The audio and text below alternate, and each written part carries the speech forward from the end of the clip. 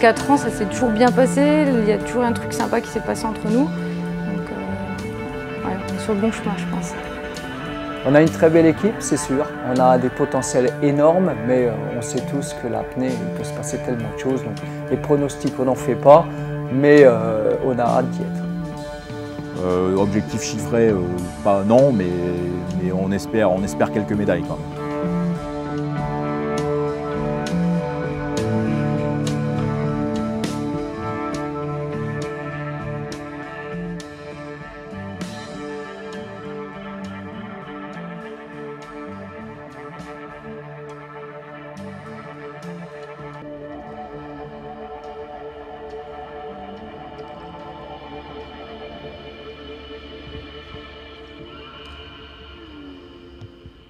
Voilà, le film commandé,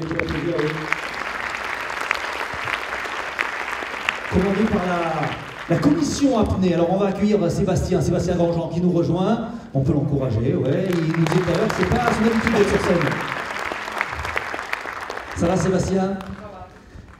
Allez, prenez un micro, Sébastien. Quand on regarde ces images-là, je sais pas, nous enfin, le grand public a généralement l'habitude de voir les apnéistes qui recherchent de la profondeur, aller le plus profond possible. C'est un peu ça pour nous l'apnée sportive. Et là, on voit des gars et des femmes en bassin, en piscine. L'apnée profonde fait partie des disciplines de l'apnée, mais on peut aussi s'amuser en piscine et surtout faire de la compétition en piscine. Au niveau de notre fédération, donc la FFESSM, nous avons commencé la compétition en piscine depuis maintenant une bonne dizaine d'années. Et la compétition en profondeur ne commence que depuis 2-3 ans maintenant. Alors ça veut dire quoi? C'est quoi le type d'épreuve qu'on peut avoir en compétition? Vitesse, longueur à faire? Non, pas de vitesse. Compétition piscine, temps et longueur. Donc en temps, l'apnée statique. En longueur, l'apnée, ce qu'on appelle dynamique, avec et sans palme, et également 2 épreuves, ce que je dirais un peu plus cardio, le 16 x 50 mètres, donc qui doit être réalisé le plus vite possible, et une toute nouvelle épreuve, le 100 mètres speed, donc le but du jeu, réaliser 100 mètres en apnée le plus rapidement possible. Alors tout ça en piscine, mais en extérieur aussi, alors en eau vive, ça peut se faire aussi? Ces épreuves-là en piscine, et depuis quelques années, donc ce qu'on appelle le poids constant avec ou sans palme, où le but du jeu est d'aller chercher la profondeur et de se faire plaisir aussi à réaliser ces performances. Bon, avant de revenir sur les résultats de l'équipe de France qui sont bons, puisqu'il y avait les championnats d'Europe, on va en parler. Un petit mot, comment on recrute à la fédération? Comment ça fonctionne? Il y a des clubs, il y a des... On recrute pas, je pense que les gens viennent avec plaisir, nous cherchent même. Donc le plus simple, c'est d'aller sur le site de la fédération, www.ffessm.fr, ou de rechercher commission apnée. Et on arrive rapidement à trouver les 2500 clubs qui constituent notre fédération pour venir pratiquer avec nous, sachant que là on a vu la compétition qui est je dirais la promotion du sport, mais la majorité des pratiquants viennent surtout se faire plaisir, viennent chercher des sensations de bien-être et puis bien sûr la convivialité. Puis ressembler à des poissons, parce que c'est ça qu'on a vu. Et ressembler à des poissons. Sébastien, un petit mot, championnat d'Europe, ça s'est bien passé? Alors championnat d'Europe, ça s'est très bien passé. Donc comme on l'a vu, depuis 4 ans, on a un staff d'entraînement avec Christian Vogler, Arnaud Ponche et Olivia Fricker, qui s'excuse d'ailleurs, que je représente ce soir, qui s'excuse de ne pas pouvoir être là, qui est la présidente de notre commission. Johan Couteau, qui également ne peut pas être là, qui a réalisé ce film. Donc, ce type d'entraînement, qui est un petit peu nouveau pour nous, porte ses fruits, puisqu'aujourd'hui, alors je ne veux pas écorcher une virgule en centimètres, on a rapporté 2 médailles en dynamique avec Alexis Duvivier, qui est devenu vice-champion d'Europe en apnée dynamique, et du coup recordman de France, avec 275,3 mètres de parcouru.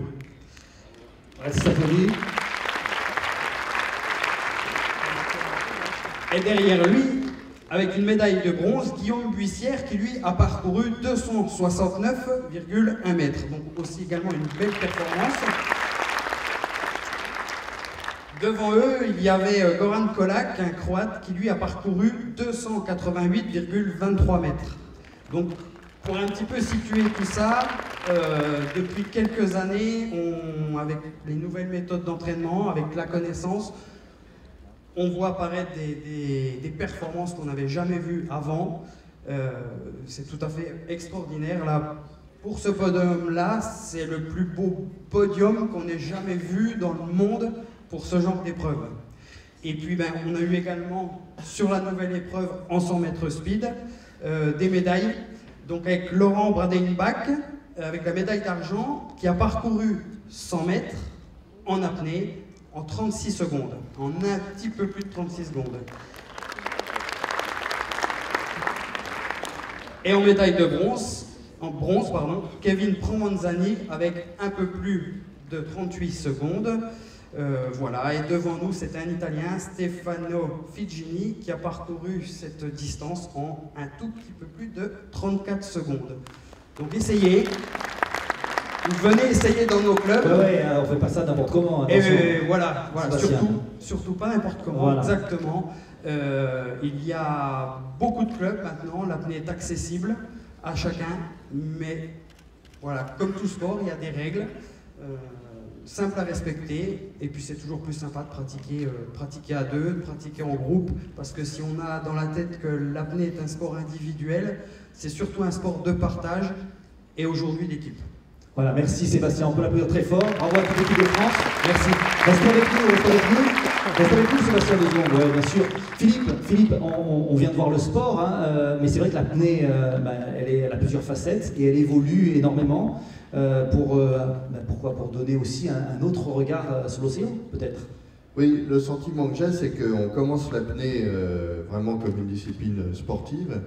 Et puis, on voit bien les grands champions d'apnée, petit à petit, on s'aperçoit qu'ils évoluent vers l'utilisation de leur discipline pour aller découvrir le monde marin.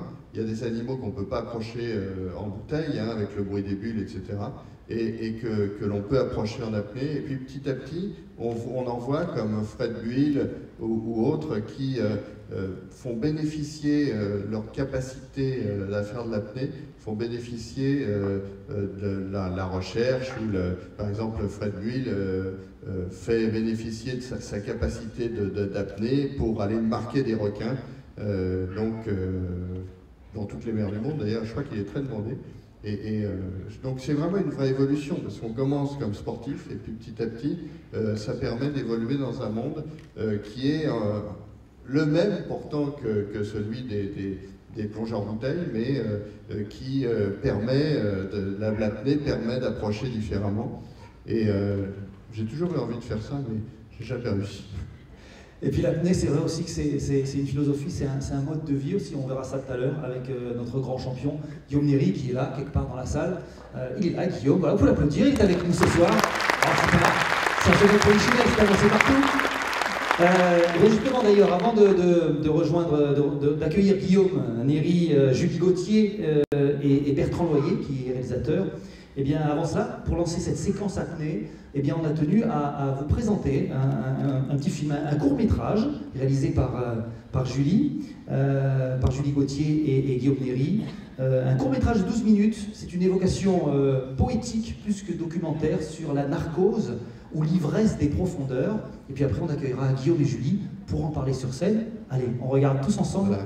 Comme quoi on peut avoir une narcose en apnée aussi. Exactement, et on verra ça avec Guillaume. Merci. Allez, le film.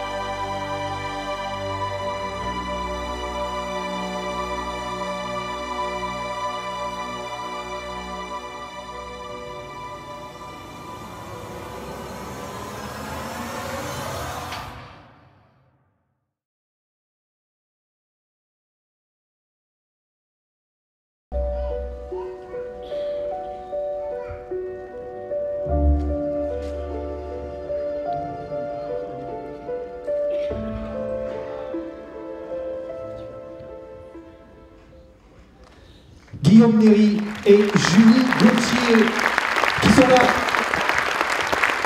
Ouais, vous pouvez applaudir plus fort que ça. Venez, venez par là.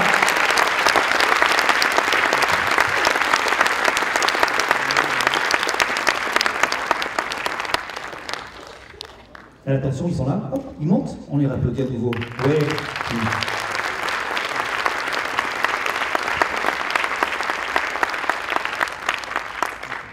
Bon, c'est difficile de parler après ça, hein, c'est magnifique. Moi, désolé Guillaume, mais moi c'est Julie qui m'intéresse tout de suite là, parce que c'est une vraie œuvre d'art. Je crois que vraiment moi je pense que vous pouvez faire plus que ça.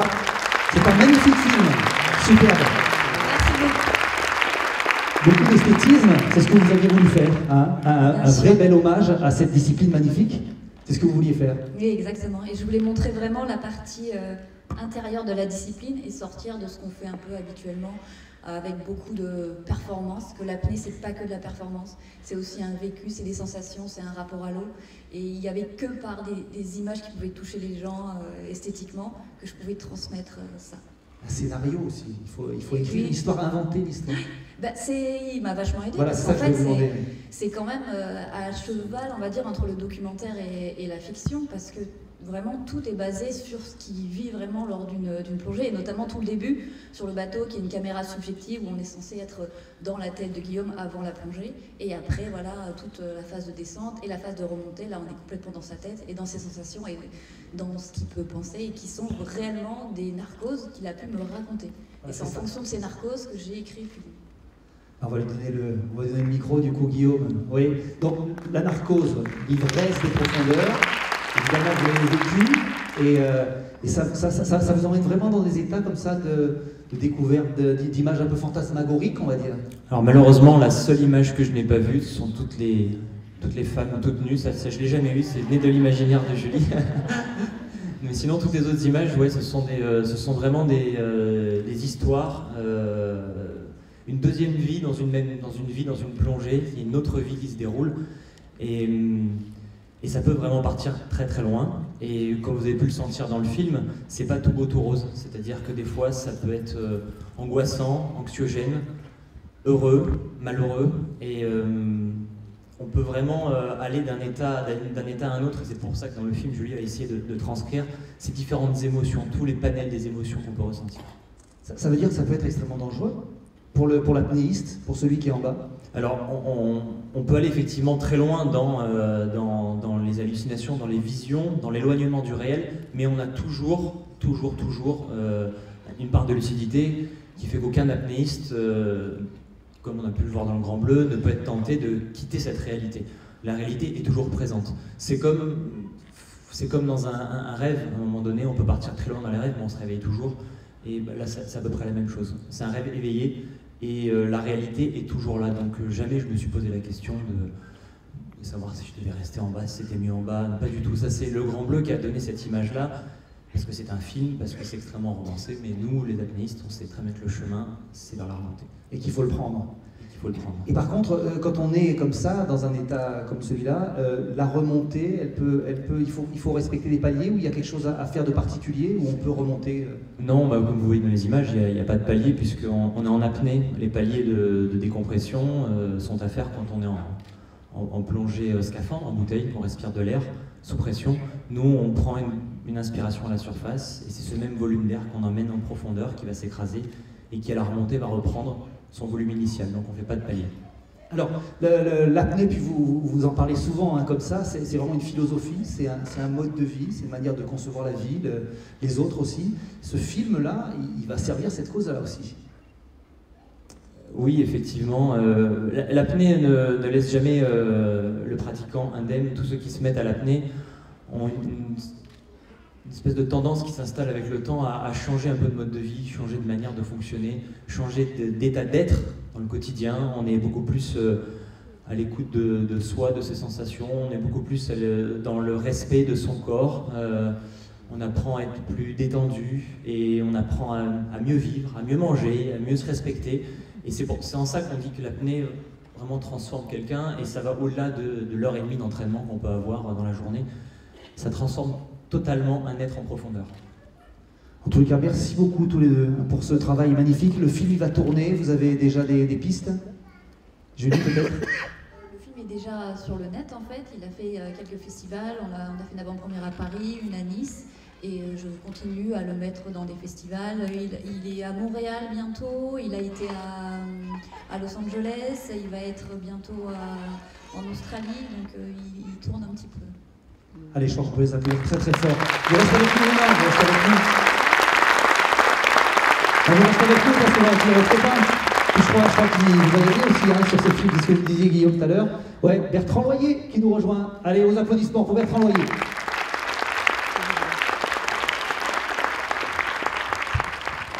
C'est la même bande qui se retrouve ici sur le festival. Alors tiens, j'ai oublié une petite précision. Je rappelle que dimanche, Guillaume, on vous retrouve dimanche à 11h. Vous allez nous faire découvrir encore plus votre univers. Ce sera un moment de rencontre, donc on vous invite extrêmement nombreux. Ce sera ici à l'auditorium. À partir de 11h, il y aura des films, il y aura l'occasion de discuter un peu plus avec la salle sur cette discipline et sur cette tranche de vie, on va dire, qui est la vôtre. Bertrand, vous venez nous présenter, on va donner le micro. Votre film, votre dernier film, parlez-nous-en. C'est un film assez étrange. Là aussi, il y a un apnéiste. Et là, on met de côté tout ce qui est performance. On est vraiment dans en quoi l'apnée peut permettre d'approcher des animaux sans les déranger. Oui. Allez, parlez-nous de votre film. En 2 mots. Ce film, ça a été un vaste projet qui a été guidé par un personnage, qui est un peu un autre personnage extraterrestre, hors du commun. Tous les apnéistes sont après les extraterrestres. Mais c'est un personnage qui a un parcours de vie assez inhabituel, puisqu'il a grandi sur les rivages de la mer du Nord. Il a construit un imaginaire de la mer, puisque les eaux de la mer du Nord sont opaques, turbides, et il ne voyait la mer que par le dessus. Et à l'occasion de voyages en bateau avec son père, il a pu apprécier le monde sous-marin et petit à petit aller visiter justement les poissons, etc. Et ce film, en fait, est un autre pendant de l'apnée. C'est ce que permet l'apnée, l'approche de la nature que permet l'apnée, puisque ce personnage, après avoir fait des records de compétition en apnée, en lac puis en mer, a complètement abandonné tout l'aspect compétition et travaille aujourd'hui pour la cause de la science, pour à la fois marquer des animaux marins, donc soit faire des biopsies, soit faire de la photo-identification, soit faire des poses de balises satellites. Ça a été le premier à marquer des grands requins blancs, à sortir de la cage et avec un fusil harpon pour aller poser des balises satellites sur des requins blancs à l'île de Guadeloupe au large du Mexique. D'ailleurs, il doit y être encore en ce moment puisqu'il y retourne chaque année. Et donc ce film, finalement, c'est un parcours, c'est à la fois un hymne à l'apnée, un hymne à la compétition en apnée, mais aussi un hymne à ce qu'on peut développer comme imaginaire, alors en étant beaucoup plus lucide, puisque c'est un imaginaire bâti au cours d'une vie. Et le film porte le nom de l'Odyssée des monstres marins, et ces monstres marins, c'est la fabrication de l'imaginaire d'un homme. Et l'approche qu'on peut avoir aujourd'hui par rapport à l'océan, c'est celle, et c'est extraordinaire de pouvoir penser ça, qu'on a une part de connu dans l'océan, mais une part d'inconnu qui reste toujours là. Et même si on a cartographié, on a mis en boîte des images extraordinaires, on a recensé beaucoup d'animaux marins, on sait par exemple que si on plonge à plus de 6000 mètres de profondeur, et quand on croise un animal marin, que ce soit un poisson ou un invertébré, on a une chance sur 2, à plus de 6000 mètres, que ce soit un nouvel animal décrit, jamais décrit par la science. Donc à une moindre échelle, on remonte le temps et on se replace 300 ans en arrière, quand les premiers naturalistes décrivaient les animaux à partir d'animaux échoués, et on raconte tout le développement de l'imaginaire des hommes face à la mer à travers le portrait d'un apnéiste. Et donc c'est un fil directeur qui nous tient en haleine pendant un long film, puisque c'est un film de 110 minutes. Et c'est une narration assez posée, puisque le rythme de l'apnée est un rythme assez lent, le nageur est par définition un rythme assez lent, donc j'ai essayé d'adapter le fond avec la forme, et de faire un film assez onirique, qui vous entraîne dans plus d'une dizaine de destinations dans le monde, depuis l'Iran Jaya jusqu'au Mexique, l'Afrique du Sud, à différents moments en Afrique du Sud, mais aussi au pays d'enfance de Frédéric Bull. Et Boyle, pardon, il faut bien prononcer son nom, Boyle, sinon il se fâche. Et on a, en fait, au cours de ce film, différentes émotions, des erreurs. En fait, c'est vraiment le parcours d'une vie. Comment on peut approcher aujourd'hui, et dédier aujourd'hui sa vie à une cause noble, grâce à l'apnée. Et le personnage, donc Frédéric Boyle, l'explique absolument remarquablement bien. Bon, je vous rassure, hein, le film, on va le regarder, parce que sinon, il ne s'arrête plus, Bertrand. Il va nous le raconter dans le détail. Aussi, bref. Alors, un petit mot, Bertrand, un petit mot simplement sur la... Parce que on va le regarder, puis peut-être même éventuellement, après, si vous êtes encore là, on pourra peut-être prolonger. La technologie utilisée, on en a parlé rapidement hier, voilà. En 2 mots. Alors, en 2 mots. Ce film a été tourné avec ses moyens pionniers, donc qui ont d'ailleurs participé aussi à ce film avec Guillaume et Julie. C'est la technologie ultra haute définition. Alors, ce que vous allez voir aujourd'hui, je l'ai raconté hier soir rapidement, c'est un film en HD définition, en haute définition, mais on a ramené avec nous de quoi le voir en ultra haute définition, et si vous venez demain sur les stands, vous verrez, on a bâti un petit stand ultra haute définition, et vous pourrez apprécier la qualité ultra haute définition de ce film. Donc on n'a pas les moyens de le projeter ici ce soir, mais c'est déjà la haute définition, mais vous verrez demain sur le stand, si vous voulez visiter, à la fois des images 3D et des images en 4K, donc ultra haute définition. Voilà, et je rappelle d'ailleurs que vous, on vous retrouve dimanche 2 novembre à 11h, hein, c'est ça, ouais, pour un grand rendez-vous également, autour de ça, non? C'est demain. C'est demain. Demain, on se retrouve pour parler de tout ça, les nouvelles technologies. Allez, Julie, Guillaume, Bertrand, merci, et puis place aux images. Place aux images pour ce film, l'Odyssée des monstres marins.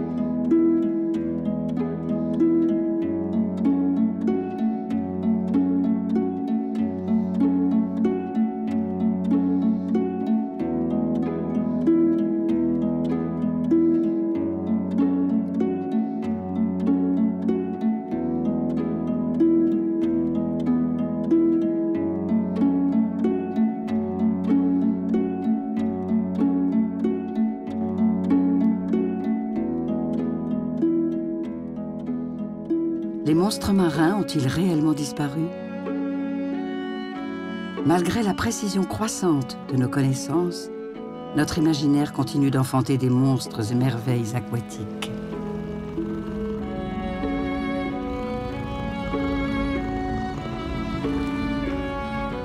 Aujourd'hui, des scientifiques tentent d'étudier rationnellement les géants indomptés et imprévisibles, à l'origine de ces mythes. Mais comment s'immiscer dans leur royaume aquatique sans modifier leur comportement?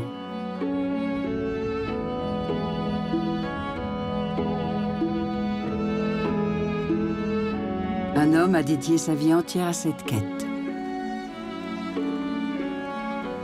Il propose aux biologistes marins du monde entier une méthode originale pour approcher leur sujet d'étude, l'apnée. En dessous du miroir de la surface, on peut juste avoir un petit aperçu. Mais ce petit aperçu ouvre des portes et des possibilités gigantesques. Cet homme-poisson voyage sous la surface, avec uniquement l'air emprisonné dans ses poumons. La rencontre est suggérée et c'est l'animal qui prend l'initiative. Il approche ainsi les géants des mers pour les photographier, les identifier ou les marquer. Quand les scientifiques me demandent de travailler avec eux, c'est dans le cadre de missions où ils ne pourraient pas faire autrement que d'employer un apnéiste. Je pense à l'exemple concret des marquages de requins.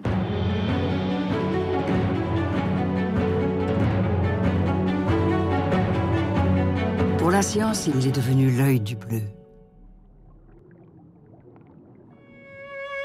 Mais comment en est-il arrivé là? Qui est cet élégant trait d'union entre les mythes et le savoir? Peut-il réconcilier l'homme avec ses peurs ancestrales face à l'inconnu?